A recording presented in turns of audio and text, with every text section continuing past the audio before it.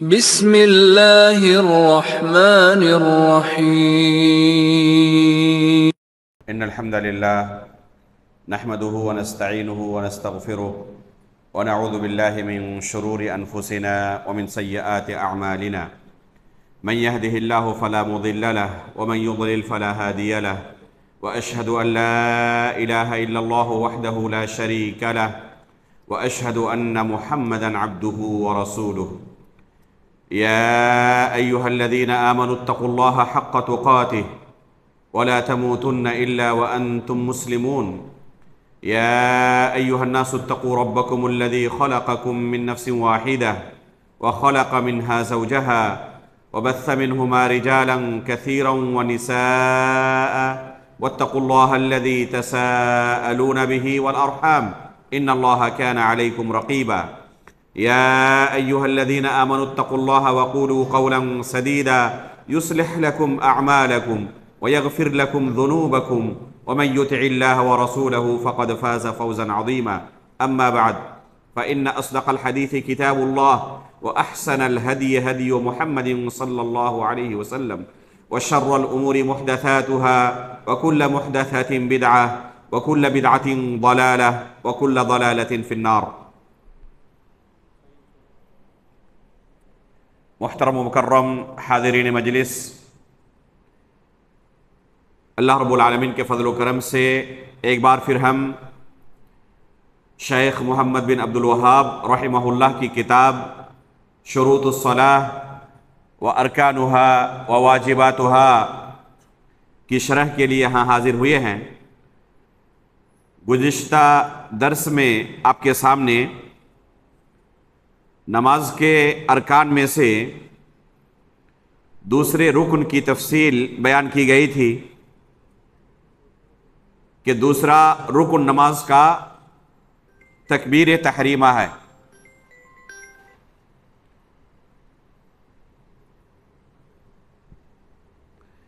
اور اس ضمن میں بیان کیا گیا تھا کہ تکبیر تحریمہ کے بعد دعائے استفتاح پڑھنی ہے جو کہ سنت ہے،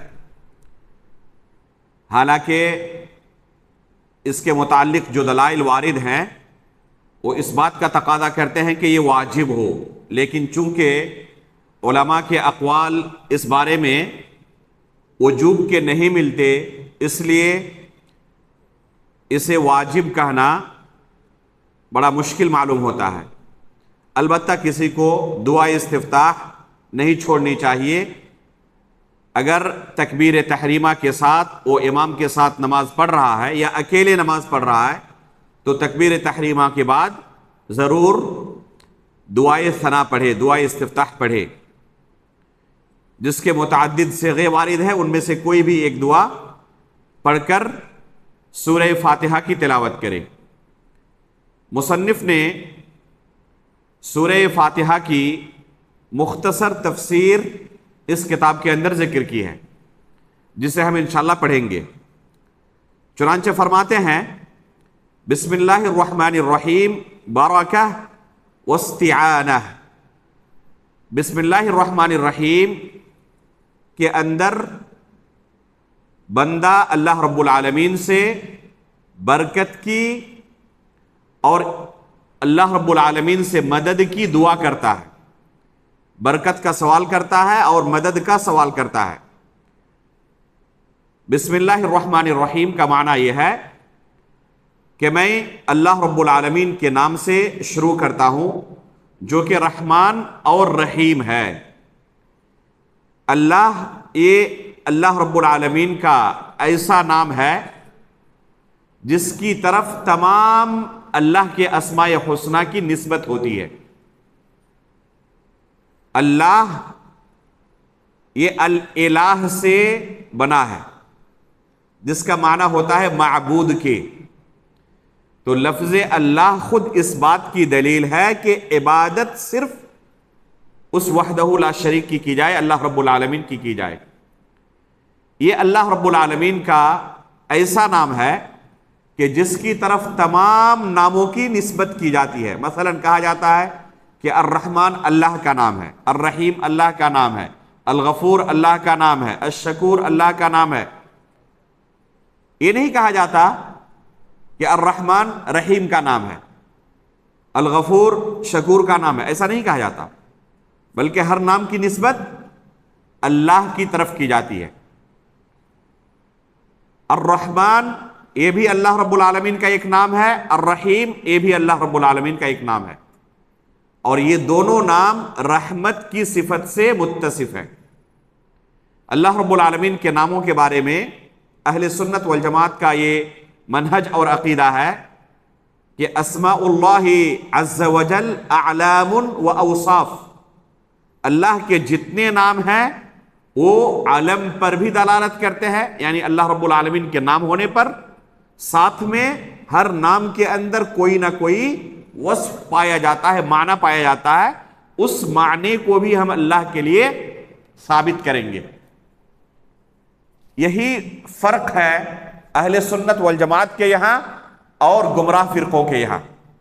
گمراہ فرقے اللہ رب العالمین کے لیے یا تو سرے سے ناموں کا ہی انکار کر دیتے ہیں، مانتے نہیں کہ اللہ رب العالمین علیم ہے، حکیم ہے، حلیم ہے، یا پھر اگر نام کا اقرار کرتے ہیں تو ان ناموں کے اندر جو معانی پائے جاتے ہیں، جو اوصاف پائے جاتے ہیں، ان معانی کا انکار کرتے ہیں، جیسے کہ معطلہ اور جہمیہ کا یہی عام منہج ہے۔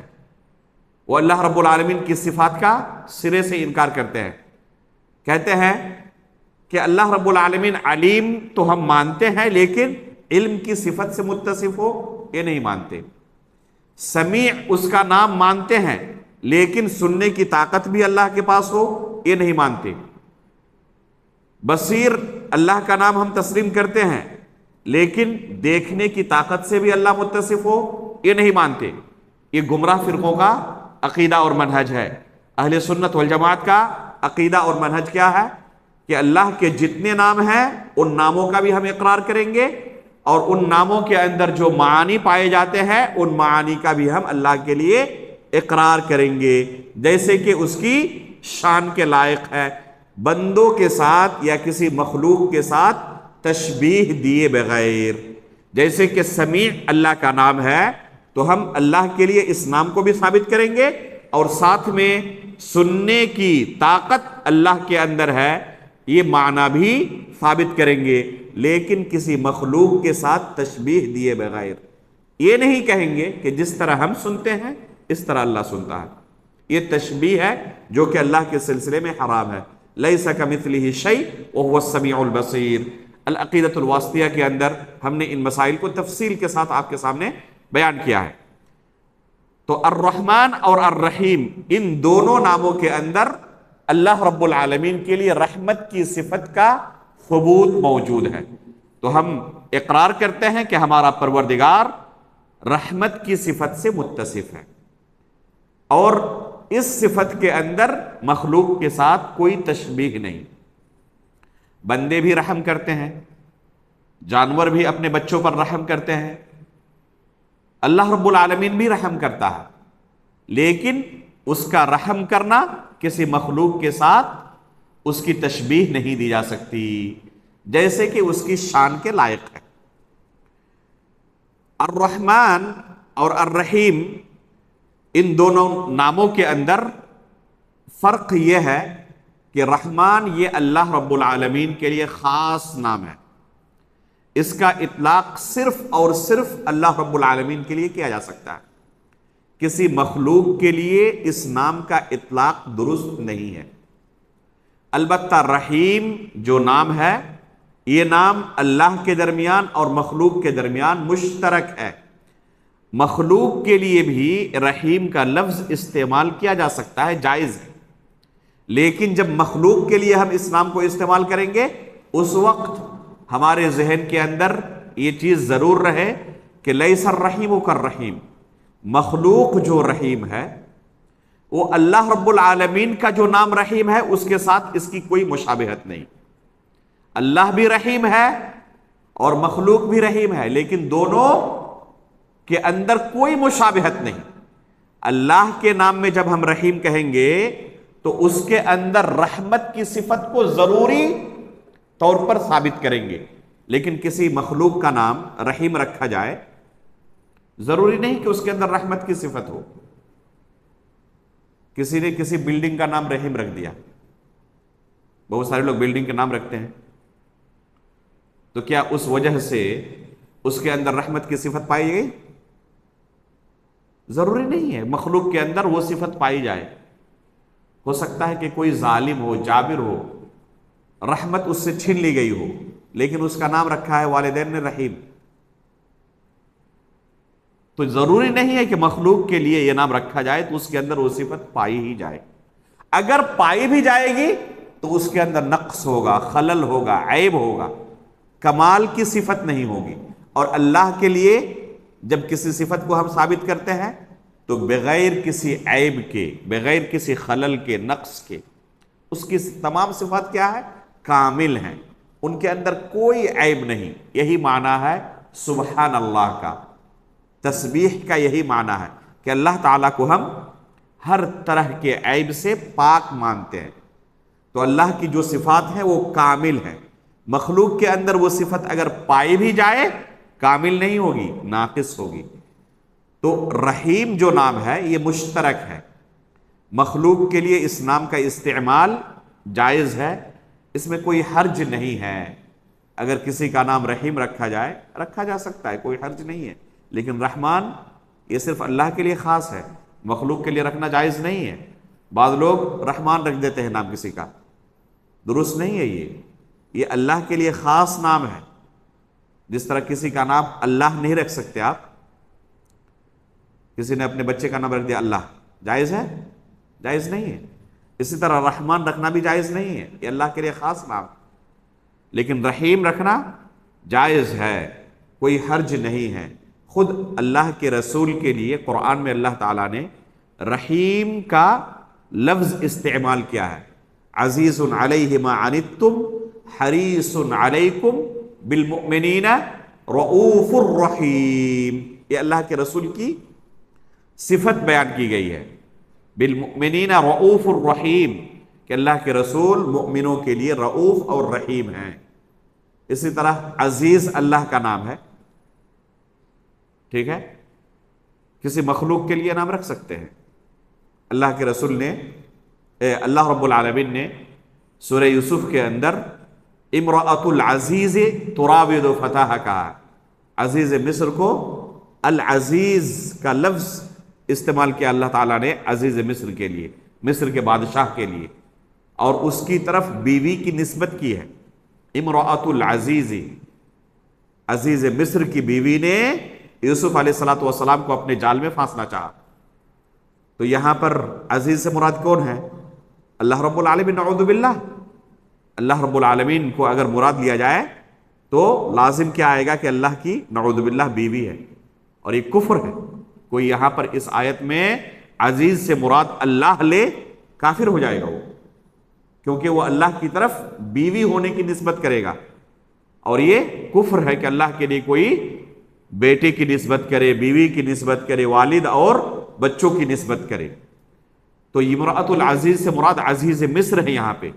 تو عزیز اللہ کا نام ہے، اور خود اللہ نے قرآن میں مصر کے بادشاہ کے لیے اس لفظ کا استعمال کیا۔ چوتھے خلیفہ کا نام کیا ہے؟ علی بن ابی طالب۔ اور اللہ رب العالمین کا ایک نام کیا ہے؟ العلی۔ آیت الکرسی کے اندر وَهُوَ الْعَلِيُّ الْعَظِيمُ، تو العلی اللہ کا ایک نام ہے، اور چوتھے خلیفہ کا نام بھی علی ہے۔ اللہ کے رسول نے کبھی نہیں کہا کہ یہ آپ کا نام درست نہیں ہے، چونکہ اللہ کا نام بھی علی ہے اس لیے آپ اپنا نام بدل لیں، کبھی اللہ کے رسول نے نہیں کہا۔ اسی طرح اللہ کے رسول نے ہرقل کو جو خط لکھا تھا، صحیح بخاری کے اندر موجود ہے وہ خط، اس میں کیا خطاب کیا تھا؟ الی ہرقل عظیم الروم۔ خود اللہ کے رسول ہرقل کو عظیم کا لفظ اس کے لیے لکھ رہے ہیں کہ روم کے عظیم بادشاہ کو میں یہ خط لکھ رہا ہوں۔ تو اللہ کا نام عظیم ہے، اور خود اللہ کے رسول ایک کافر بادشاہ کے لیے یہ لفظ استعمال کر رہے ہیں۔ تو اس طرح کے نام بہت سارے ہیں ایسے جو اللہ اور مخلوق کے درمیان مشترک ہے۔ مخلوق کے لیے ان الفاظ کا، ان ناموں کا استعمال جائز ہے، کوئی حرج نہیں ہے۔ لیکن کچھ نام خاص ہے اللہ کے لیے، ان کا اطلاق مخلوق کے لیے جائز نہیں ہے۔ اس کے بعد فرماتے الحمدللہ، الحمد ثناء والالف واللام لاستغراق جمیع المحامد۔ الحمد کا معنی ثنا کے ہوتا ہے، تعریف کے ہوتا ہے۔ الحمد کا معنی کہا ثنا یعنی تعریف کے۔ کیا فرق ہے الحمد میں اور مدح میں؟ مدح بھی کہتے ہیں تعریف کو مدح کہتے ہیں، اور الحمد بھی تعریف کو کہتے ہیں۔ دونوں کے اندر فرق یہ ہے، آپ کسی کی خوبی دو صورت میں بیان کرتے ہیں۔ پہلی صورت ہے کہ اس نے آپ کے اوپر کوئی احسان کیا، آپ کو پڑھایا لکھایا، پرورش کی، کھانا مہیا کیا، کپڑا مہیا کیا، گھر دیا، یہ اس کے احسانات ہیں۔ تو ایسے احسان کرنے والے کا بندہ کیا کرتا ہے؟ شکریہ ادا کرتا ہے، اس کی تعریف کرتا ہے۔ تو یہ ایک قسم کی تعریف ہے۔ اور دوسری قسم ہے تعریف کی کہ کوئی کسی کی ذاتی خوبی پر اس کی تعریف کرے۔ مثال کے طور پر بڑا خوبصورت ہے، بڑا فٹ ہے، دیکھنے میں انتہائی حسین و جمیل ہے، تو یہ اس کی خوبی کی بنا پر تعریف کی جا رہی ہے۔ اس نے آپ کو کچھ دیا نہیں، لیکن اس کی جو صفات ہیں وہ اتنی بہترین ہے کہ آپ ان صفات کی وجہ سے کیا کر رہے ہیں؟ آپ ان کی تعریف کر رہے ہیں۔ تو دونوں میں فرق ہے یا نہیں ہے؟ دونوں میں فرق ہے کہ بسا اوقات بغیر کسی احسان کے بھی بندہ کسی کی تعریف کرتا ہے۔ آپ نے دیکھا کوئی شخص بہت ذی علم ہے، کسی بھی کام کو بڑے ڈھنگ سے کرتا ہے، بڑا خوبصورت بھی ہے، تو آپ اس کی تعریف کرنے لگتے ہیں۔ تو یہ بھی ایک قسم کی تعریف ہے۔ اور بسا اوقات وہ بہت زیادہ خوبیوں کا مالک نہیں ہوتا، لیکن اس نے آپ کو چونکہ بہت کچھ عطا کیا ہوا ہے، اس لیے آپ کیا کرتے ہیں؟ اس کی تعریف کرتے ہیں۔ یہی فرق ہے الحمد میں اور المدح میں۔ الحمد میں اور المدح میں جب ہم کہتے ہیں اللہ رب العالمین کے لیے الحمد للہ رب العالمین، کہ اللہ رب العالمین کے لیے ہر قسم کی تعریفات ہیں۔ مصنف کے الفاظ پر غور کریں، اما الجمیل الذی لا صنع له فیہ مثل الجمال ونحوه فالثناء به یسمى مدحا لا حمدا۔ کہتے ہیں کہ کسی کی خوبصورتی پر مثال کے طور پر آپ تعریف کریں اسے، اس کی جس میں اس نے آپ کے اوپر کوئی احسان نہیں کیا ہے، تو ایسی تعریف کو مدح کہتے ہیں، حمد نہیں کہتے ہیں۔ ایسی تعریف کو مدح کہتے ہیں، حمد نہیں کہتے۔ اور اللہ کے لیے ہم کیا کرتے ہیں؟ مدح بیان کرتے ہیں یا حمد بیان کرتے ہیں؟ حمد بیان کرتے ہیں، مدح نہیں۔ کیونکہ اللہ رب العالمین کا ہمارے اوپر بے انتہا احسان و کرم ہے، اور ان احسانات کا ہم بدلہ ادا کرتے ہیں ان کی تعریف کر کے۔ تو جب بندہ اللہ رب العالمین کی تعریف کرتا ہے، حمد کرتا ہے، تو ساتھ میں اللہ رب العالمین کے احسانات کا اقرار کرتا ہے۔ تو یہ حمد شکریہ کے معنی میں ہوتا ہے، کہ گویا کہ بندہ نے اس کا شکریہ ادا کیا۔ اور شکریہ کب ادا کیا جاتا ہے؟ جب کوئی احسان کرے، جب کوئی احسان کرے تب اس کی اگر تعریف کی گئی، گویا کہ آپ نے اس کا شکریہ ادا کیا، کہ بہت بہت آپ کا شکریہ، آپ نے میرے لیے اتنا کچھ کیا۔ تو اس تعریف کو حمد کہتے ہیں۔ اور اللہ رب العالمین نے ہمیں یہی تعلیم دی ہے کہ ہم اللہ رب العالمین کی تعریف کریں، یعنی اس کے احسانات کا اقرار کر کے اس کا شکریہ ادا کریں۔ اور یہ اللہ رب العالمین کو بہت زیادہ پسند ہے۔ کہ بندہ اللہ کے احسانات کا اقرار کر کے اس کی تعریف کرے، اس کا شکریہ ادا کرے، ناشکرا نہ ہو۔ ناشکری کی جو صفت ہے وہ ہر ذی عقل کے یہاں انتہائی معیوب صفت ہے۔ احسان فراموشی کی جو صفت ہے، کوئی بھی عقل مند ایسا دنیا میں آپ کو نہیں ملے گا کہ کسی نے آپ کے اوپر احسان کیا اور اس کے احسان کا بدلہ آپ کس سے دیں؟ احسان فراموشی سے دیں، اسی کے ساتھ ظلم کر کے دیں۔ ایک بندہ جب اللہ رب العالمین کے ساتھ شرک کرتا ہے تو کیا کرتا ہے؟ وہ اس کے احسانات کا اقرار کرتا ہے، انکار کرتا ہے۔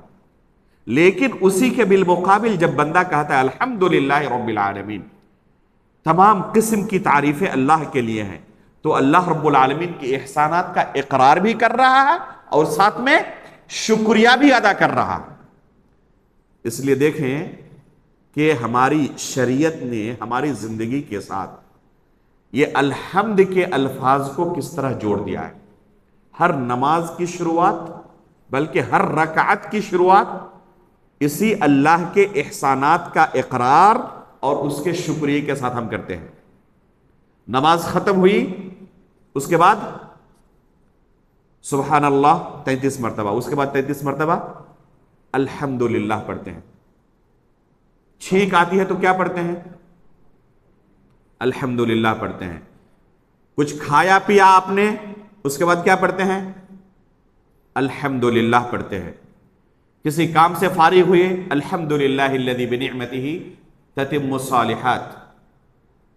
آپ نے کسی کو پوچھا کیسی طبیعت ہے، جواب میں کیا کہتے ہیں؟ الحمدللہ۔ اللہ کے رسول کا یہی طریقہ تھا۔ اگر کبھی حالات اچھے نہ ہوں، کسی کے ساتھ بیمار ہے، پوچھا کسی نے کیسی طبیعت ہے، کیا کریں گے؟ شکایت کریں گے؟ بڑی مصیبتوں کے اندر پھنسا ہوا ہوں۔ ایسے وقت پر بھی اللہ کے رسول کو جب پوچھا جاتا تو کیا کہتے ہیں؟ الحمدللہ علی کل حال، الحمدللہ علی کل حال۔ ہر حالت میں ہم اللہ کی حمد و ثنا بیان کرتے ہیں۔ اتنے زیادہ اس کے احسانات ہیں کہ شکریہ کرنے کے علاوہ ہمارے پاس کوئی دوسرا راستہ نہیں۔ اس حالت میں بھی ہم اللہ رب العالمین کا شکریہ ادا کرتے ہیں اس کے احسانات کی وجہ سے۔ تو یہ ایک مومن کی صفت ہونی چاہیے، ہر حالت میں اللہ رب العالمین کا شکریہ ادا کرے، اس کی حمد و ثنا بیان کرے۔ یہ انتہائی عظیم عبادت ہے۔ یہاں تک کہ کسی مصیبت زدہ کو دیکھتے اللہ کے رسول نے کیا تعلیم دی ہے؟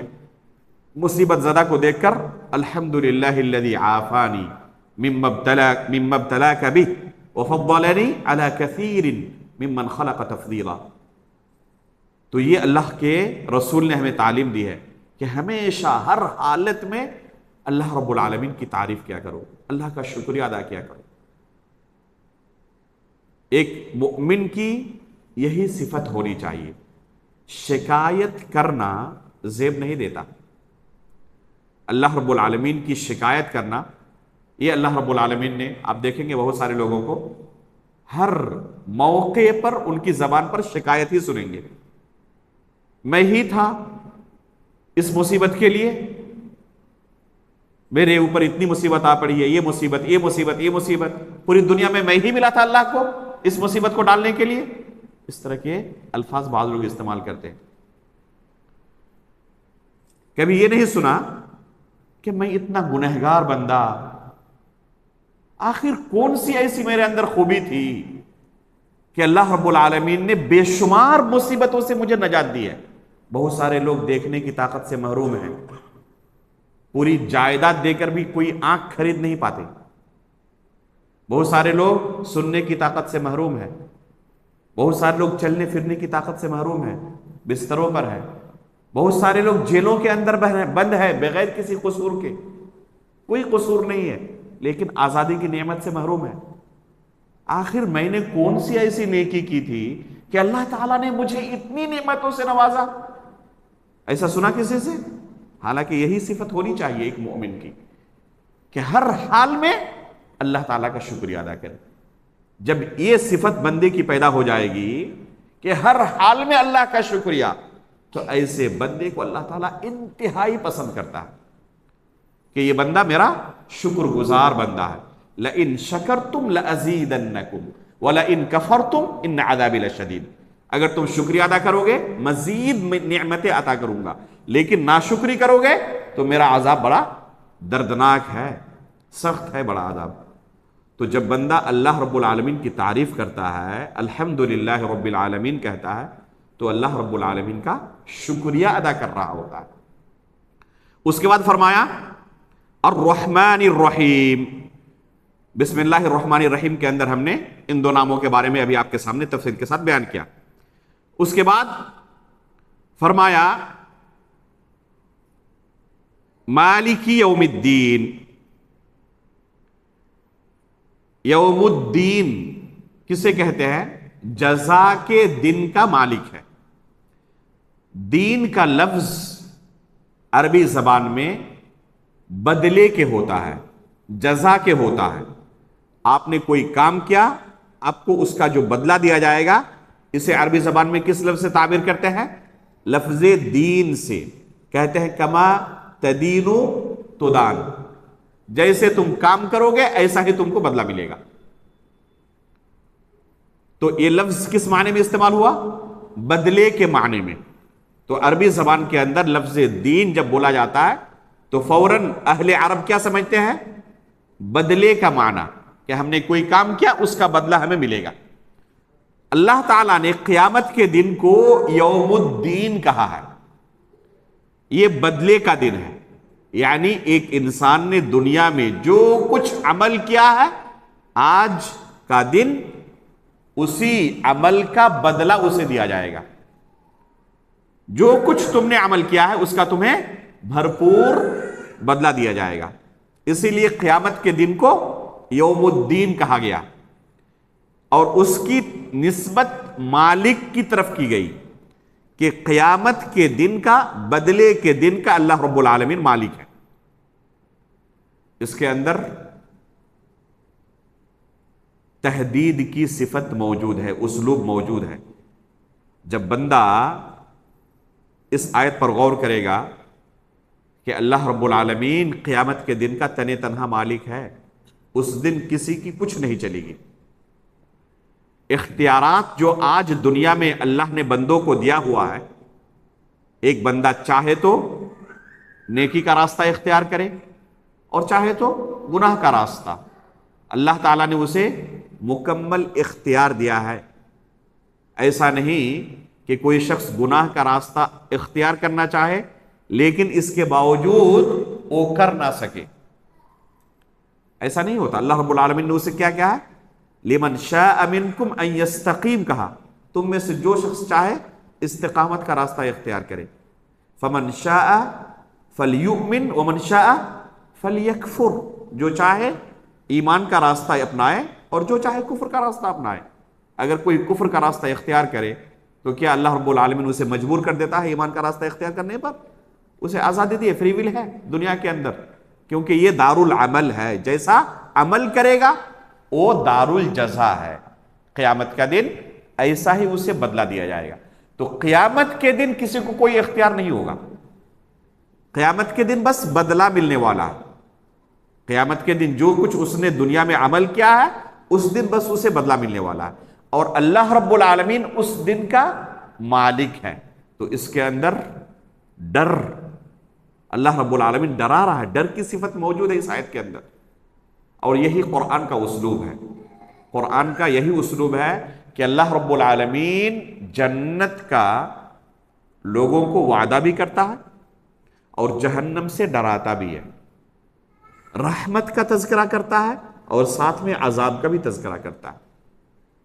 اسی کو خوف اور رجا کہتے ہیں، اور سلف صالحین کہا کرتے تھے الایمان بین الخوف والرجا، ایمان خوف اور رجا کے درمیان ہے، یعنی ان دونوں چیزوں کے درمیان موازنہ ہونا چاہیے، افراط و تفریط کا معاملہ نہیں ہونا چاہیے۔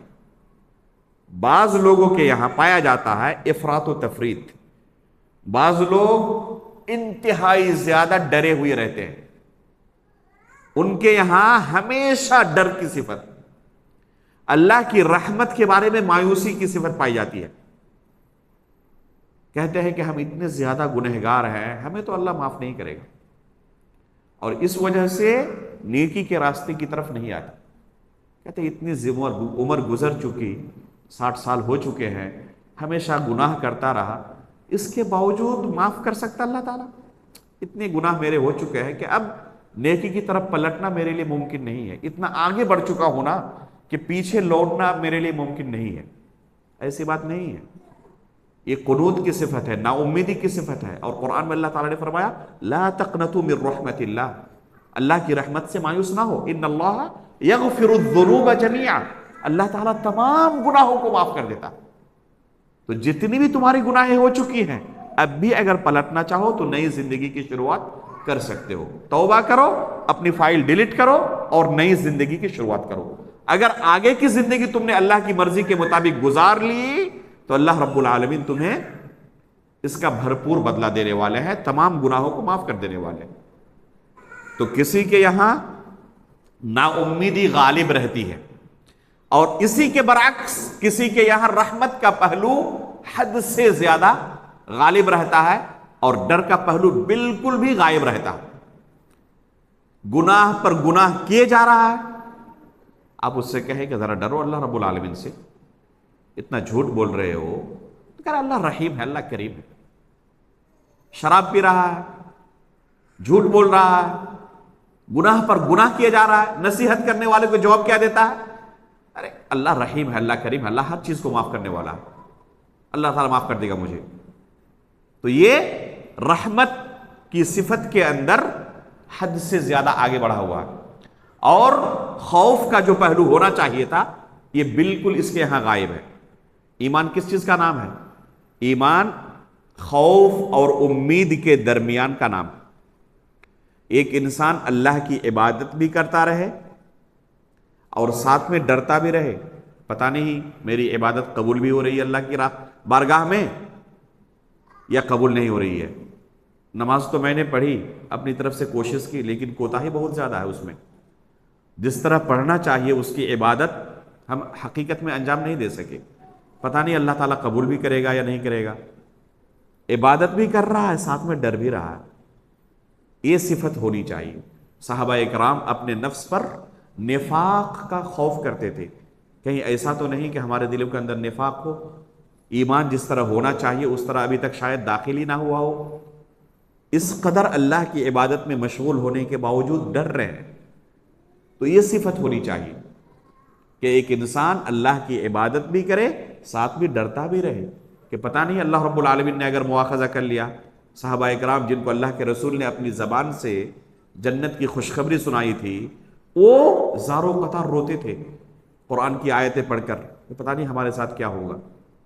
خود اللہ کے رسول صلی اللہ علیہ وسلم زاروں قطار روتے تھے نماز کے اندر. نماز پڑھتے سننے والے کیا کہتے، ایسا محسوس ہوتا کہ ہانڈی بج رہی ہے، اس قدر اللہ کے رسول زاروں قطار روتے تھے.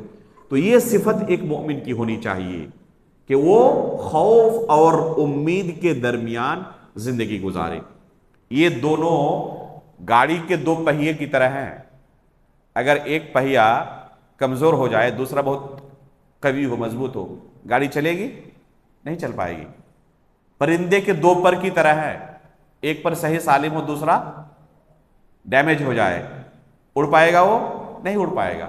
تو دونوں کے درمیان موازنہ ہونا چاہیے. کسی ایک پہلو کو اگر کوئی غالب کر دیتا ہے غلط ہے. بعض اہل علم بھی آپ دیکھیں گے کہ ان کے یہاں افراط و تفریط کا معاملہ پایا جاتا ہے. بعض کے یہاں رحمت کا پہلو اتنا زیادہ غالب، کسی بھی مسئلے کے تعلق سے آپ ان کو سوال کریں، آپ دیکھیں گے کہ ہمیشہ ارے اللہ تعالیٰ معاف کرنے والا ہے، زیادہ ڈرنے کی ضرورت نہیں ہے. اس قدر غالب کہ لوگوں کو گناہ کرنے سے ڈر ہی ختم کر دیتا ہے. اللہ تعالیٰ کی رحمت بہت وسیع ہے، ہر ایک کو جنت ملنے والی ہے. اور اسی کے برعکس بعض لوگ کیا کرتے ہیں، جہنم کی باتیں ہمیشہ ان کی زبان پر، ہمیشہ فلاں گناہ کرنے والا جہنمی، فلاں گناہ کرنے والا جہنمی. وعید کی جتنے نصوص ہیں نو کے زبان پر ہوتے ہیں. ان کی تقریروں کو سنے تو ایسا محسوس ہوگا کہ ہر کوئی جہنم جانے والا ہے، اللہ کی جنت خالی رہ جائے گی، اور یہ بندہ بھی خود جو ہمیں نصیحت کرنے آیا ہے یہ بھی جہنمی، ایسا محسوس ہوگا۔ دونوں غلط ہے، افراط و تفریط ہے۔ ان دونوں کے درمیان موازنہ بہت ضروری ہے، اعتدال بہت ضروری ہے۔ یہی قرآن کا اسلوب ہے۔ قرآن میں ایک جگہ اللہ تعالیٰ نے کیا فرمایا؟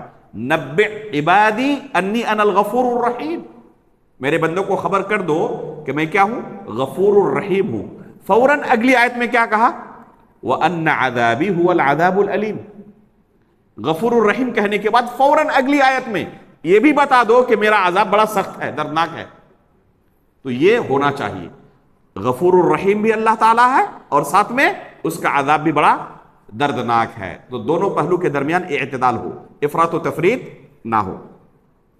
اس کے بعد کہا ایاک نعبد و ایاک نستعین، اے اللہ ہم تیری عبادت کرتے ہیں اور تجھ ہی سے مدد مانگتے ہیں، تیری ہی عبادت کرتے ہیں اور تجھ ہی سے مدد مانگتے ہیں۔ دو صفت، ایک ہے عبادت کی، ایک ہے مدد طلب کرنے کی۔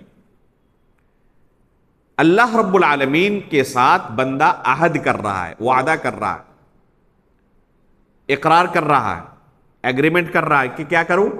میں اللہ صرف اور صرف تیری عبادت کرتا ہوں۔ ایاک نعبد کا جملہ جو بندہ نماز میں اقرار کر رہا ہے اللہ تعالیٰ کے ساتھ کہ اللہ میں تیری ہی عبادت کرتا ہوں، یہ ہر طرح کے شرک کے راستے کو بند کر دیتا ہے۔ جب بندہ صرف اور صرف اللہ کی عبادت کے لیے اقرار کر رہا ہے، اس کا مطلب کہ عبادت کا کوئی بھی پہلو ہو وہ ذرہ برابر بھی اللہ کے علاوہ کسی دوسرے کے لیے صرف نہیں کرے گا، دوسرے کے انجام نہیں دے گا۔ اگر کسی دوسرے کے لیے انجام دے یہی شرک ہے۔ جو بھی عبادت ہے، توحید اور شرک کے درمیان فرق کیا ہے؟ جو بھی عبادت ہے اس عبادت کو صرف اور صرف اللہ کے لیے انجام دینا توحید ہے، اور اس عبادت کو اللہ کے علاوہ کسی دوسرے کے لیے انجام دینا یہ شرک ہے۔ یہی فرق ہے اللہ توحید میں اور شرک میں۔ تو بندہ اللہ رب العالمین کی توحید کا اس میں اقرار کرتا ہے کہ اللہ عبادت کی جتنی بھی قسمیں ہو سکتی ہیں تمام کی تمام عبادتیں میں صرف اور صرف تیرے لیے انجام دوں گا، تیرے علاوہ کسی کے لیے کوئی عبادت انجام نہیں دوں گا۔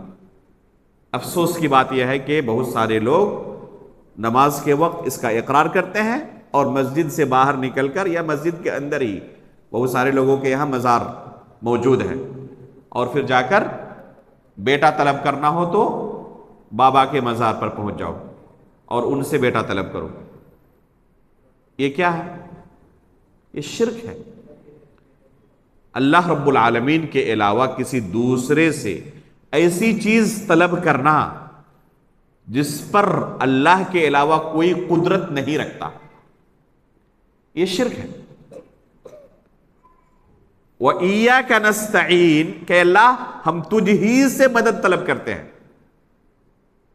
اس آیت کے اندر نعبد کے بعد نستعین کا جملہ اس بات کی دلیل ہے کہ یہ جو ہم نے ابھی عبادت کی نماز پڑھی ہے یہ بھی اللہ تیری مدد کی وجہ سے انجام دے پائے۔ اگر تیری مدد شامل حال نہ ہوتی تو ہم یہ نماز بھی نہیں پڑھ پاتے۔ یہ محض تیرا فضل و کرم ہے کہ تیری مدد سے ہم نے یہ عبادت انجام دی۔ استعانت کہتے ہیں کسی سے مدد طلب کرنا، اور یہاں بندہ اقرار کر رہا ہے کہ اللہ ہم صرف اور صرف تجھ سے مدد مانگتے ہیں۔ تو جب یہ اقرار کر رہا ہے تو اس اقرار پر بندے کو باقی رہنا چاہیے، اور اللہ کے علاوہ کبھی کسی سے مدد طلب نہیں کرنی چاہیے۔ یہاں لوگوں کے ذہن میں اشکال پیدا ہو سکتا ہے کہ بہت ساری چیزوں کو ہم بہت سارے اپنے دوست و احباب سے بھی طلب کرتے ہیں۔ اگر کسی مصیبت میں گھرے ہوئے ہیں تو اپنے دوست و احباب سے مدد طلب کرتے ہیں۔ کوئی فقیر ہے، محتاج ہے، اس کے گھر میں کوئی مریض ہے، علاج کے لیے پیسے نہیں ہے، تو لوگوں سے آ کر مدد طلب کرتے ہیں اور لوگ اس کا تعاون کرتے ہیں۔ تو کیا یہ بھی شرک ہے؟ مدد طلب کرنا تو ہوا نا. اور یہاں پر بندہ اقرار کر رہا ہے کیا؟ کہ اللہ ہم صرف تجھ سے مدد طلب کرتے ہیں. تو یہاں تو بندے نے صرف اللہ سے مدد طلب نہیں کی، مخلوق سے مدد طلب کی، مخلوق کے سامنے ہاتھ پھیلایا، جھولے پھیلایا. تو کیا یہ شرک ہے؟ بہت سارے لوگ جو حقیقت میں شرک کے اندر مبتلا رہتے ہیں، غرق رہتے ہیں، ڈوبے ہوئے رہتے ہیں، بالکل دنوں رات مزاروں کے چکر میں گزرتے ہیں. ان کے ہر چیز جن کی انہیں ضرورت ہو کہاں سے طلب کرتے ہیں؟ بابا کے مزار سے. وہیں سے ان کی تمام حاجتیں پوری ہوتی ہیں. یہ واضح طور پر کھلم کھلا شرک ہے، اور اس کے اندر بے شمار مسلمان مبتلا ہیں. جب ان سے آپ کہیں اس آیت کو پڑھ کر کہ اللہ رب العالمین نے سورہ فاتحہ کے اندر یہ آیت نازل کی، نماز کے اندر آپ نے ابھی اقرار کیا کہ اللہ ہم تجھ ہی سے مدد طلب کرتے ہیں، تو پھر آپ دوسرے سے کیوں مانگ رہے ہیں؟ تو کہیں گے کہ اگر یہ شرک ہے تو آپ بھی تو بہت ساری چیزیں مانگتے ہیں، تو آپ بھی شرک کر رہے ہیں. اپنی ماں سے کھانا مانگتے ہیں، دوست سے پیسہ مانگتے ہیں، تو یہ شرک نہیں ہے؟ یہ بھی تو شرک ہوا. تو ہم پر کیوں اعتراض کرتے ہیں؟ تو اس کے پاس کوئی جواب نہیں ہوتا کہ مانگنے کی بات اگر ہے تو اللہ کے علاوہ ہم بھی دوسروں سے بہت ساری چیزیں طلب کرتے ہیں، تو یہ بھی شرک اگر ہے تو پھر آپ کا عمل بھی چلے درست ہے. وہ یہی ثابت کرنا چاہتا ہے کہ ہمارے عمل پر تم نکیر نہ کرو، کیونکہ تم بھی غیر اللہ سے بہت ساری چیزیں مانگتے ہو. تو آخر اس کا ضابطہ کیا ہوگا پھر؟ ظاہر سی بات ہے کہ دونوں اگر شرک نہیں ہے تو پھر اس آیت کا معنی کیا ہے؟ اس آیت کا کوئی معنی ہی نہیں رہ جائے گا. اور اگر دونوں شرک ہیں تو اس کا مطلب کہ دنیا کا ہر بندہ مشرک ہے. اللہ کے رسول صلی اللہ علیہ وسلم نے بھی لوگوں سے تعاون طلب کیا نہیں کیا؟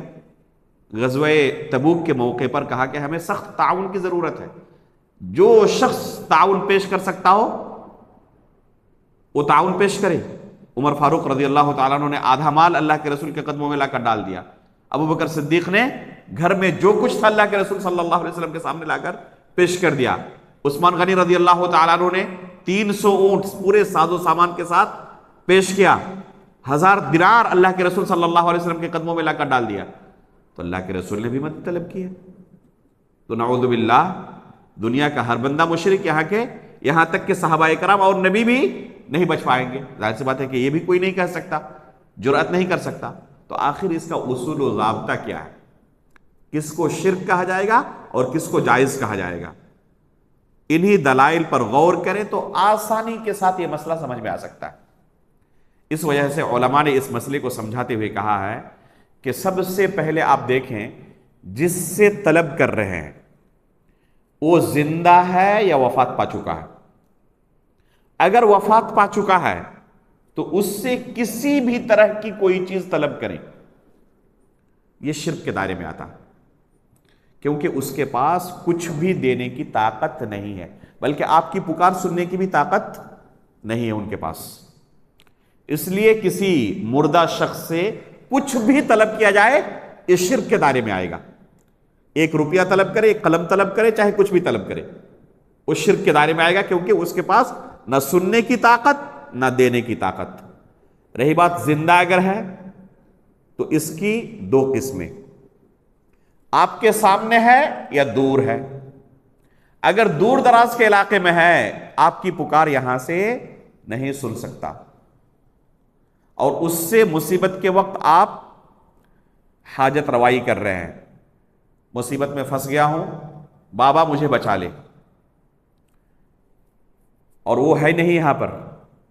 آپ عقیدہ رکھ رہے ہیں کہ آپ کی پکار کو وہ جس طرح اللہ رب العالمین سن سکتے ہیں، یہ میرا بابا بھی سن سکتا ہے، یہ پیر بھی سن سکتا ہے، اور وہیں سے مجھے اس مصیبت سے نجات بھی دے سکتا ہے. کشتی کے اندر سوار ہے، کشتی ڈوبنے لگی، وہیں سے پیر بابا کو آواز دیا، اور یہ عقیدہ رکھ رہا ہے کہ وہ سن بھی لیں گے اور بچا بھی لیں گے. پلین کے اندر ہے اور لگ رہا ہے کہ اب کریش ہونے والا، وہیں سے پیر بابا کو آواز دے رہے ہیں کہ بابا ہمیں بچا لے. عقیدہ کیا رکھ رہا ہے؟ جس طرح اللہ تعالیٰ سن سکتا ہے، مدد کر سکتا ہے، اس بابا کے اندر بھی یہ طاقت ہے کہ وہ سن سکتا ہے اور بچا سکتا ہے. گاڑی کے اندر ہے، بریک فیل ہو گیا، موت سامنے نظر آ رہی ہے، اللہ کو نہ پکار کر بابا کو پکار رہا ہے. اللہ کو پکارنا چاہیے تھا، اب کہہ رہا ہے کہ بابا اس مصیبت سے تو ہی بچا سکتا ہے، مجھے بچا لے. تو یہ کیا کہا جائے گا اس کو؟ یہ شرک ہے، کیونکہ یہ طاقت بس اللہ رب العالمین کے پاس ہے. اس بابا کے پاس یہ طاقت نہیں کہ وہ دور سے آپ کی پکار سن لے. مدد کرنا تو بہت دور کی بات ہے، وہ سن بھی نہیں سکتا، سننے کی بھی طاقت اس کے پاس نہیں ہے. تو اگر دور ہے تو اس سے کچھ بھی طلب کرنا شرک کے دائرے میں آئے گا. اور اگر دور نہیں ہے، آپ کے سامنے کھڑا ہے، بالکل آپ کے سامنے کھڑا ہے، تو اس کی بھی دو شکلیں ہوں گی. ٹھیک ہے؟ اگر سامنے موجود ہے تو اس کی دو شکلیں ہوں گی. ایسی چیز طلب کر رہے ہے اس سے جس کی طاقت اللہ کے علاوہ کسی کے پاس نہیں دینے کی. مثال کے طور پر کسی بابا کے پاس، پیر کے پاس جائیں جو زندہ ہے. ٹھیک ہے؟ اس کے درگاہ پہ گئے، بابا سے ملاقات کی. ہاں کیا پریشانی ہے؟ بابا بارش نہیں ہو رہی ہے، لوگ پریشان ہیں، آپ بارش نازل کر دیں. کر سکتا ہے، وہ پاور ہے اس کے پاس. بابا بچے کو کینسر ہو گیا ہے، شفا نہیں مل رہی ہے، آپ اسے شفا دے دیں، دے سکتا ہے. وہ خود 2-4 دنوں کے بعد بستر پہ چلا جائے گا اور اپنے آپ کو بچا نہیں پائے گا. وہ بابا بیٹا نہیں ہو رہا ہے، اولاد دے دیں، دے سکتا ہے. وہ گرچہ سامنے ہے موجود، لیکن ایسی چیز کا آپ سوال کر رہے ہیں جسے اللہ کے علاوہ کوئی دینے کی طاقت نہیں رکھتا. تو یہ سوال کرنا بھی کسی مخلوق سے، گرچہ اس کے سامنے ہی کیوں نہ ہو، شرک ہے. دوسری قسم ہے کہ سامنے موجود بندہ ہے اور ایسی چیز کا سوال کرے جو مخلوق کے دائرے اختیار کے اندر آتا ہے، تو یہ جائز ہے، اس میں کوئی حرج نہیں ہے. اور اللہ کے رسول صلی اللہ علیہ وسلم کی بے شمار حدیث ایسی موجود ہیں جو اس پر دلالت کرتی ہیں کہ یہ جائز ہے. جیسے کہ غزوہ تبوک کے موقع پر اللہ کے رسول نے لوگوں سے کہا کہ آپ تعاون پیش کریں. ابو بکر صدیق رضی اللہ تعالیٰ عنہ نے زندگی بھر اللہ کے رسول کے ساتھ کیا کیا؟ تعاون کا معاملہ اپنایا.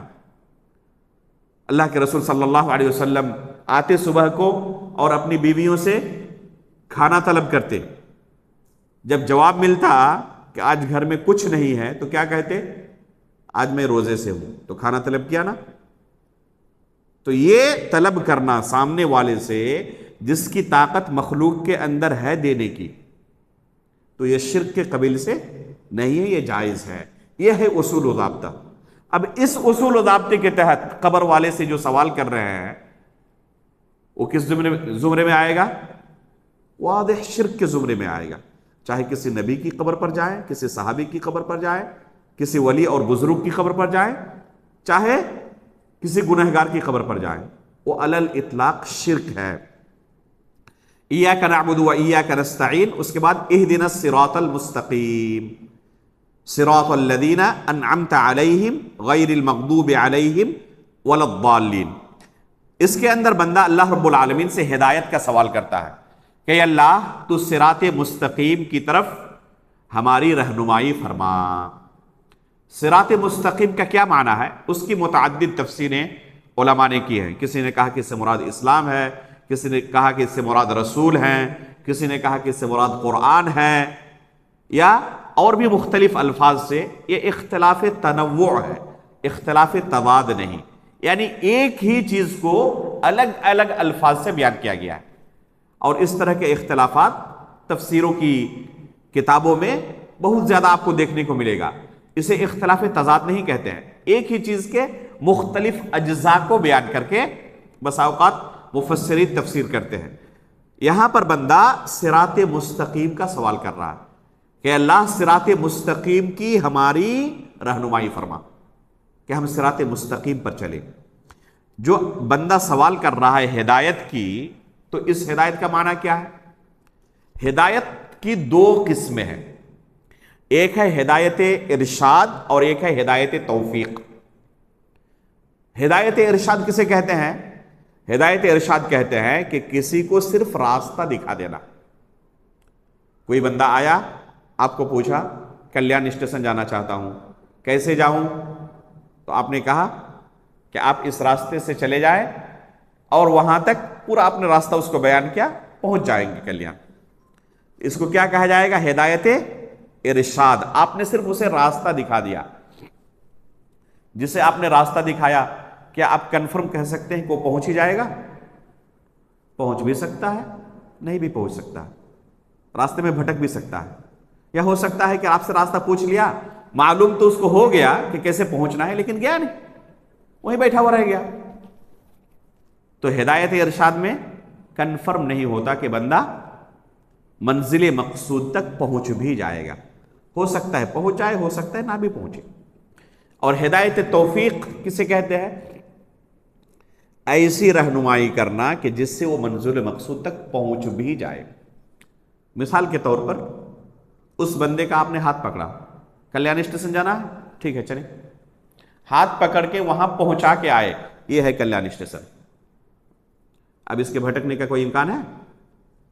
آپ نے پہنچا دیا اسے، اسے کہتے ہیں ہدایت توفیق۔ تو جب بندہ اہدنا الصراط المستقیم کہتا ہے کہ اللہ صراط مستقیم کی ہمیں رہنمائی فرما، ہدایت دے، تو کس ہدایت کی دعا کر رہا ہے وہ؟ دونوں کی، راستہ بھی دکھا اور منزل تک ہمیں پہنچا بھی دے، بھٹک نہ جائیں ہم۔ اگر بھٹک گئے تو پھر خیر نہیں ہے۔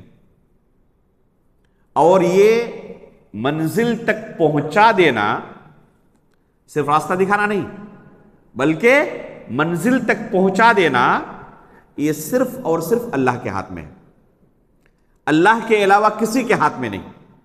اس کا ایک نام ہے الہادی، ہدایت دینے والا۔ تو ہدایت توفیق فقط اور فقط اللہ کے ہاتھ میں ہے، رسول کے بھی ہاتھ میں نہیں ہے۔ قرآن میں اللہ تعالیٰ نے جب اللہ کے رسول نے اپنے چچا ابو طالب کے لیے بہت زیادہ کوشش کی کہ کسی طرح وہ کلمہ پڑھ لیں، لیکن کفر پر دنیا کو الوداع کہا، تو اللہ تعالیٰ نے آیت نازل کی انک لا تہدی من احببت ولکن اللہ یہدی من یشاء۔ یہاں اللہ کے رسول کے لیے لا تہدی کہا، اور اللہ نے اپنے لیے کیا کہا؟ ولکن اللہ یہدی۔ اے رسول آپ ہدایت نہیں دے سکتے، لیکن اللہ تعالیٰ جسے چاہے ہدایت دے سکتا۔ تو اللہ کے رسول کے لیے کس ہدایت کی نفی کی، انکار کیا اللہ تعالیٰ نے؟ ہدایت توفیق کی۔ آپ صرف راستہ دکھا سکتے ہیں، منزل تک پہنچانا آپ کے بس کی بات نہیں ہے، یہ فقط اور فقط اللہ رب العالمین کے اختیار میں ہے۔ اسی لیے بندے کو اسی رب سے اس ہدایت کا سوال کرنا چاہیے، اس کے علاوہ اس چیز کا سوال کسی دوسرے سے کرنا جائز نہیں ہے، کیونکہ اس کے پاور میں ہے ہی نہیں، اس کے پاور میں ہے ہی نہیں۔ کسی کو آپ کہیں کہ مجھے جنت تک پہنچا دے، پہنچا سکتا ہے وہ؟ یہ پاور صرف اور صرف اللہ رب العالمین کے پاس ہے۔ وہ آپ کو راستہ دکھا سکتا ہے کہ یہ راستہ جنت جانے والا ہے، لیکن جنت تک پہنچانا کسی کے دائرے اختیار میں نہیں ہے سوائے اللہ رب العالمین کے۔ اسی لیے بندہ اللہ رب العالمین سے اس صراط مستقیم کا سوال کرتا ہے۔ آگے کہا صراط الذین انعمت علیہم، مزید اس صراط مستقیم کی تفسیر کی خود اللہ تعالیٰ نے کہ ان لوگوں کا راستہ جن کے اوپر تو نے انعام و اکرام کیا ہوا ہے۔ کن پر اللہ نے انعام و اکرام کیا ہے؟ خود قرآن میں ہی اللہ نے دوسری آیت میں بیان کیا کہ کن پر ہم نے انعام و اکرام کیا ہے۔ چنانچہ اللہ رب العالمین نے سورۃ النساء کی 69 نمبر آیت میں فرمایا وَمَن يُطِعِ اللَّهَ وَالرَّسُولَ فَأُولَئِكَ مَعَ الَّذِينَ أَنْعَمَ اللَّهُ عَلَيْهِمْ، جو اللہ اور اس کے رسول کی اطاعت کرتے ہیں یہی وہ لوگ ہیں جن کے اوپر اللہ نے انعام کیا ہے۔ من النبیین، اور پھر ان کی تفصیل اللہ نے بیان کی کہ کن کن پر اللہ نے انعام کیا ہے۔ سن لو، نبیوں پر اللہ نے انعام و اکرام کیا ہے، صدیقین پر، شہداء پر اور صالحین پر۔ جب بندہ کہتا ہے اہدنا الصراط المستقیم صراط الذین انعمت علیہم، تو در حقیقت وہ نبیوں، صدیقین، شہداء اور صالحین کے راستے پر چلنے کا اللہ رب العالمین سے سوال کر رہا ہے کہ اللہ ان کے راستے پر مجھے چلا. مزید تفسیر اللہ تعالیٰ نے کی غیر المغضوب علیہم ولا الضالین. اے اللہ ان کے راستے پر مجھے نہ چلا جن پر تیرا غضب نازل ہوا ہے، ان کے راستے پر بھی نہ چلا جو گمراہ ہیں. کن پر غضب نازل ہوا ہے اور کون گمراہ ہیں؟ مغضوب علیہم کون ہے اور ضالین کون ہے؟ خود رسول اللہ صلی اللہ علیہ وسلم نے اور آپ کے صحابہ نے اس کو بیان کیا ہے کہ مغضوب علیہم سے مراد یہود ہیں اور ضالین سے مراد نصارہ ہیں. کیوں؟ یہود کے لیے غضب کی صفت اور نصارہ کے لیے گمراہی کی صفت کو اللہ تعالیٰ نے اس آیت کے اندر بیان کیا، کیونکہ یہود کے پاس علم تھا، جانتے تھے کہ یہ سچے رسول ہیں. ہر چیز کا علم ہونے کے باوجود عمل ان کا علم کے خلاف ہوتا تھا. اس لیے علماء نے کہا ہے کہ جس شخص کے اندر علم ہو اور عمل علم کے خلاف کرے، جانتا ہے کہ یہ حرام ہے پھر بھی اس کا ارتکاب کرتا ہے، جانتا ہے کہ یہ واجب ہے میرے اوپر، فرض ہے میرے اوپر، پھر بھی اس سے کوتاہی برتتا ہے، تو وہ یہود کے راستے پر چل رہا ہے. یہ یہود کی صفت ہے کہ علم حاصل کرنے کے بعد بھی اس پر عمل نہیں کرتے تھے، ان کا عمل ان کے علم کے خلاف ہوتا تھا.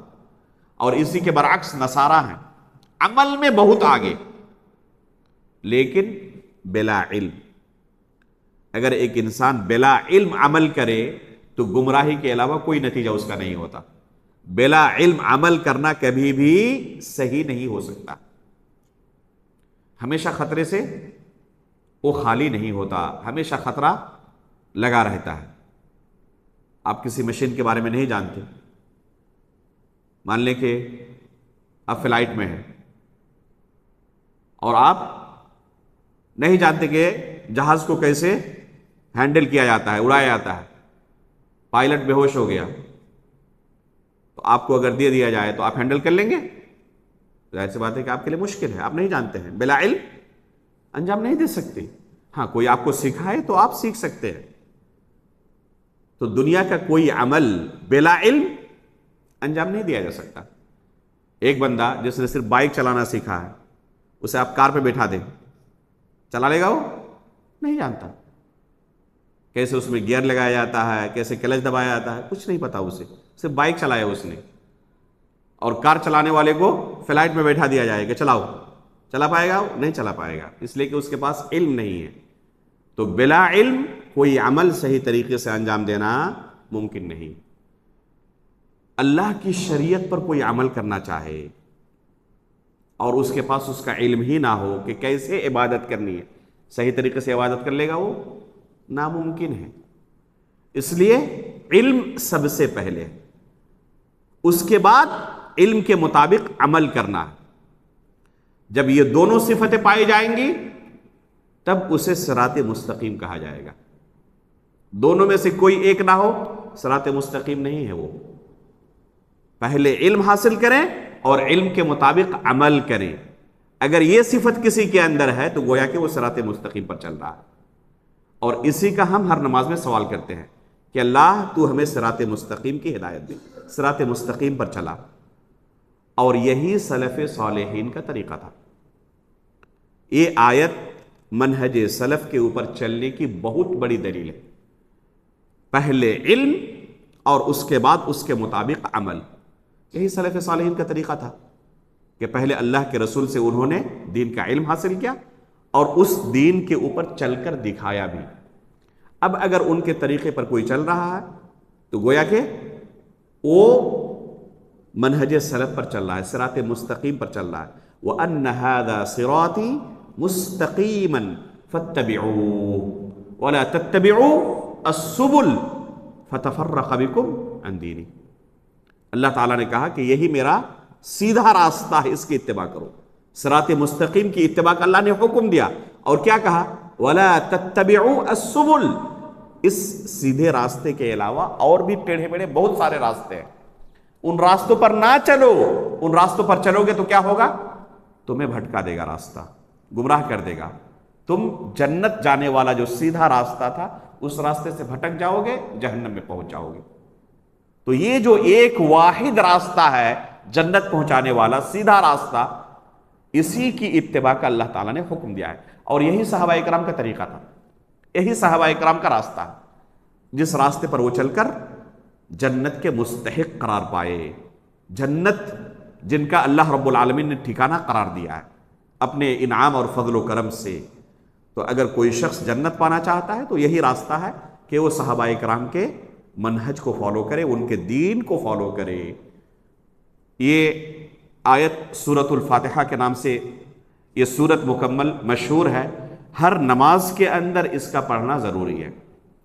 اس کا ہم نے بیان کیا گزشتہ درس میں، بعض علماء نے کہا کہ یہ رکن ہے اور بعض علماء نے کہا کہ یہ واجب ہے۔ مصنف کا کہنا یہ ہے کہ یہ رکن ہے نماز کے اندر، اگر کسی نے نہیں پڑھی تو یہ اس کی نماز نہیں ہوگی، اور رکعت نہیں ہوگی، اسے دہرانی پڑے گی۔ اگر وقت ملا پڑھنے کا، اس کے باوجود نہیں پڑھا اگر اس نے، تو اس کی رکعت نہیں مانی جائے گی۔ مثال کے طور پر آپ نماز میں داخل ہوئے تکبیر تحریمہ کے ساتھ، دوسری رکعت پڑھ لی، تیسری رکعت میں کھڑے ہوئے سورہ فاتحہ امام صاحب نے پڑھا، اور آپ کا ذہن چلا گیا اپنی دکان کی طرف، کرکٹ میچ کی طرف، دنیا میں گھومتے رہے۔ کب خیال آیا کہ میں نماز میں ہوں؟ جب امام نے اللہ اکبر کہا رکوع جانے کے لیے، تب خیال اچھا میں نماز میں تھا، وقت تو گزر چکا سورہ فاتحہ پڑھنے کا، اب اگر جلدی میں پڑھنا بھی چاہیں تو ممکن ہے، تب تک امام رکوع سے اٹھ جائیں گے۔ اور حکم یہی ہے کہ امام کے ساتھ فوراً آپ اتباع کریں، ایسا نہیں کہ آپ امام رکوع میں چلا گیا ہے اور آپ ابھی تک کھڑے ہیں، رکوع نہیں جا رہے ہیں، فوراً امام کے ساتھ رکوع میں چلے جائیں۔ آپ اس رکعت میں تو سورہ فاتحہ نہیں پڑھ سکے، آپ قیام تو کیا آپ نے، لیکن سورہ فاتحہ نہیں پڑھ سکے، کیا کرنا پڑے گا؟ اس رکعت کو دہرانا پڑے گا۔ یہ رکعت آپ کی نہیں ہوئی، نماز ختم جب ہو جائے گی، امام صاحب سلام پھیر دیں گے، آپ اکیلے کھڑے ہوں اس رکعت کو دہرانے کے لیے، کیونکہ آپ کو وقت مکمل ملا تھا، اس کے باوجود آپ سورہ فاتحہ نہیں پڑھے، تو یہ رکعت آپ کی باطل ہو چکی ہے، یہ رکعت آپ کی شمار نہیں کی جائے گی، اس رکعت کو دہرانا پڑے گا۔ لیکن اگر کسی کو وقت ہی نہ ملے سورہ فاتحہ پڑھنے کا، مثال کے طور پر ایک بندہ آیا، اللہ اکبر کہہ کے صرف شامل ہوا نماز میں، اور امام نے اللہ اکبر کہہ کے رکوع میں چلے گئے، وقت ملا آپ کو، آپ کیا کریں گے؟ کھڑے ہو کر سورہ فاتحہ پڑھتے رہیں گے اور امام رکوع کی حالت میں نہیں، آپ یہ اللہ اکبر کہہ کے امام کے ساتھ اقتداء کریں، رکوع میں چلے جائیں۔ سورہ فاتحہ تو آپ کا چھوٹ گیا، اب یہ رکعت مانی جائے گی یا نہیں مانی جائے گی؟ انشاءاللہ اگلے درس میں جب ہم اس رکن کو بیان کریں گے کہ رکوع بھی نماز کا ایک رکن ہے، اور سورہ فاتحہ اور قیام بھی رکن ہے، تو انشاءاللہ اگلے درس میں یہ تفصیل پوری آپ کے سامنے آئے گی۔ اللہ رب العالمین سے دعا ہے کہ اللہ رب العالمین جو باتیں آج کے درس میں ہم نے سنی ہمارے لیے مفید بنائے، بابرکت بنائے، اور اس کے مطابق ہمیں عمل بھی کرنے کی توفیق عطا فرمائے۔ آمین تقبل رب العالمین، وصلی اللہ علی نبینا محمد، سبحانک اللہم و بحمدک، اشہد ان لا الہ الا انت، استغفرک و اتوب الیک۔ فرمائیں۔ بہت لوگ جو ہے علم حاصل کرنے سے بھاگتے ہیں، جی، کہتے ہیں کہ ہم اتنا علم حاصل کر کے کریں گے کیا جب ہم عمل ہی نہیں کر پاتے، ایسے لوگ کو کیا کہیں؟ یہ علم حاصل کرنا بھی ایک عمل ہے، یہ عمل نہیں ہے، علم حاصل کرنا بھی ایک عمل ہے، اور اس عمل کی بنیاد پر بھی اس کو اجر ملے گا۔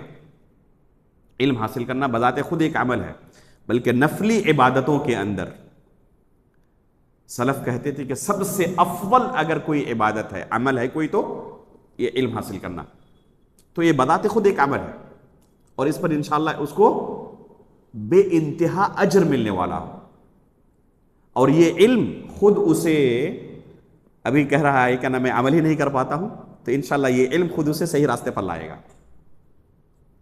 سلف صالحین کہا کرتے تھے طلبنا العلم لغیر اللہ فابى ان يكون الا للہ، جب ہم نے علم طلب کرنا شروع کیا تھا اخلاص نہیں تھا ہمارے اندر، اخلاص سے ہم بالکل دور تھے۔ طلبنا العلم لغیر اللہ، اخلاص کے ساتھ اللہ کی رضامندی حاصل کرنے کے لیے ہم نے علم طلب کرنا شروع نہیں کیا تھا.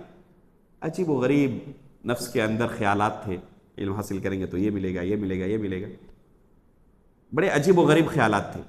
لیکن جب علم کے میدان میں داخل ہوا تو اس علم نے خود ہمیں سکھا دیا کہ اللہ کے علاوہ کسی دوسرے کے لیے نہیں ہونا چاہیے. تو اس علم کو حاصل کرنے کے بعد ہمارے اندر اخلاص آیا. اس علم نے خود ہمیں اخلاص کے راستے پر ڈال دیا. تو جو کہہ رہا ہے نا کہ ہم عمل ہی نہیں کر پاتے تو علم حاصل کر کے فائدہ کیا، اس بندے سے کہیں تب بھی آپ علم حاصل کریں، یہ علم خود آپ کو عمل کے راستے پر لا دے گا انشاءاللہ. تو یہ سب سے بڑا آپ کے لیے ہتھیار ہے گناہوں سے بچنے کے لیے. جب بندہ پتا ہو، علم حاصل ہو گیا اس کو، یہ کریں گے تو یہ اس کا رزلٹ ہے، یہ کریں گے تو اس کا یہ رزلٹ ہے، یقین جب ہو جائے گا تو اس یقین کا اثر اس کے اوپر ظاہر نہیں ہوگا. کسی کو پتا ہو کہ اس بٹن کو اگر ہاتھ لگایا تو کیا ہوگا، کرنٹ جسم میں دوڑ جائے گا اور فوراً وفات ہو جائے گی، یقین ہے اسے. اس کو کہے کہ ایک مرتبہ ٹیسٹ کرو، کرے گا؟ وہ نہیں کرے گا. لیکن جب علم نہیں تھا تو ہو سکتا ہے کہ کر دے. تو جب یہ علم حاصل ہوگا نا، جب خشیت پیدا ہوگی، اس کو یقین ہو جائے گا کہ جس راستے پر چل رہا ہوں یہ راستہ درست نہیں ہے، تو خود یہ علم اسے صحیح راستے پر لا دے گا انشاءاللہ. اس لیے اسے کہیں کہ گرچہ عمل نہیں کر پا رہے ہو لیکن پھر بھی علم حاصل کرو، انشاءاللہ آہستہ آہستہ وہ صحیح راستے پر آ جائے گا. اللہ رب العالمین توفیق دے. سبحانک اللہم و بحمدک، اشہد ان لا الہ الا انت، استغفرک و اتوب الیک.